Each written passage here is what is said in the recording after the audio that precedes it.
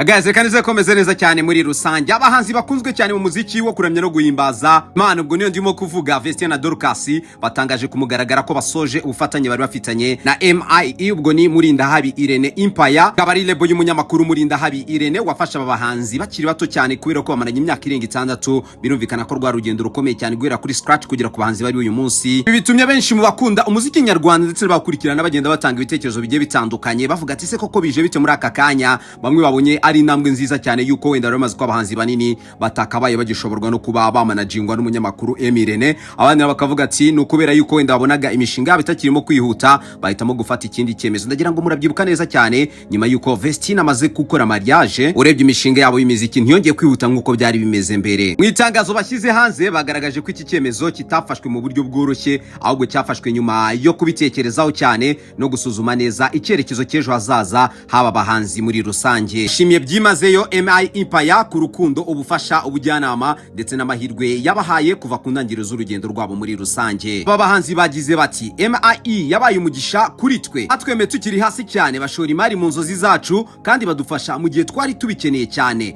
Batubereye nk'ababyeyi, baratwigishije, baraturinda kandi badufasha kuba abo turi bo uyu munsi. Nubwo urugendo rwabo rw'umuziki uyu munsi rutandukanye, Vestine na Dorcas bavuga ko bafite icyubahiro n'ishimwe byinshi kuri M.Irene ndetse babifuriza gukomeza gutera imbere mu bikorwa byose by'iyi lebo muri rusange. Kaba bemeje ko batangiye igice cy'urugendo rwabo nk'abahanzi bigenga bafite icyizere cy'ejo hazaza ndetse n'umuhate wo gukomeza gusangiza abakunzi babo Imana yabahaye. Ku bafana babo bose bagize bati murakoze kuba mwarabanye natwe muri urugendo rwose. Urugendo ni icyizere mudufitiye, bivuze byinshi kuri twe. Ibi ntago ari iherezo ahubwo ni intangiriro y'igice gishya. Turishimye kandi dutegerezanyije amatsiko ibyejo hazaza haduteganyirije cyangwa se yatuzaniye muri rusange. Buno ubutumwa bwatanzwe by'umwihariko n'aba bakobwa aribo Vestine na Dorcas biyemeje ko bagiye gutangira urugendo rwabo muri rusange nyuma y'imyaka 6 itari yoroshye batangiranye, bakaba bageze ku rwego bari kumwe uyu munsi. Umwe muri bakaba yaramaze kubamariye, byumvikana neza yuko yabafasha abana batoya ariko abagize abakobwa b'inkumi. Bije binahurirana cyane nuko M.Irene Empire yari maze igihe gito barimo kwishimira yuko bamaze kuzuza aba subscribers bagera muri miliyoni babakurikira